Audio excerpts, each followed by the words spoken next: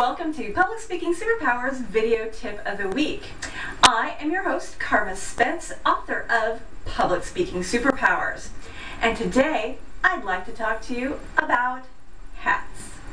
Last night, I was at a party and I was saying, I do this weekly video tip and I'm starting to run out of ideas of what to share. I mean, there's so much information out there, but unless some people ask me questions, I don't know what to talk about. I don't know what you want to know.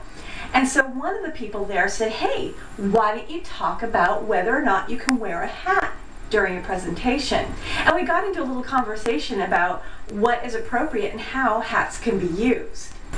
Basically, it all depends on your audience and your venue whether a hat is appropriate or not.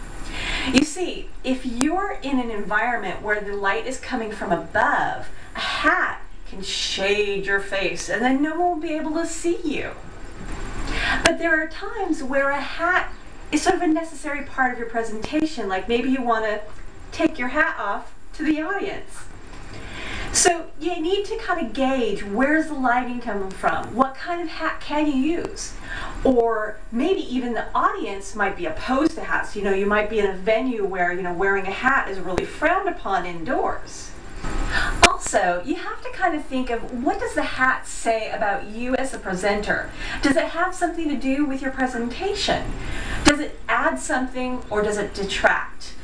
Because I know some people where, their hat is a part of their signature style. Their hat is a part of their persona on stage. To illustrate this point, I chose wearing one of my favorite hats, Juana Spence. This hat was my father's when I was growing up in Africa, and I've got pictures of him, being big, big game camera hunter, actually, wearing this hat. And so it's got a lot of memories and it's a lot of fun, and I used to wear it to school when I was in high school, and it's just a fun hat. So I thought, since I'm going to be talking about hats, I might as well wear a hat that kind of expresses my personality, which is kind of quirky. So again, choose a hat that says something about you and says something about your presentation. And in summary, keep in mind about the venue. If the light is coming from above, you don't want a broad-brimmed hat. It will take the light away from your face and people won't be able to see you. Make sure that the hat adds to your presentation and doesn't detract from it. So basically, the bottom line is, hats are okay as long as you use them strategically. If you would like me to talk about a specific topic or even answer your specific question about public speaking, you can submit your question by following these instructions.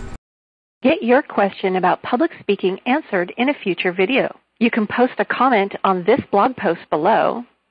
You can submit a video response to this or any video in this series. Or you can leave me a voicemail message at 815-642-4092. And remember to mention your website so you can get some link love in return. I hope you enjoyed today's public speaking tip. This is Karma Spence, author of Public Speaking Superpowers, signing off.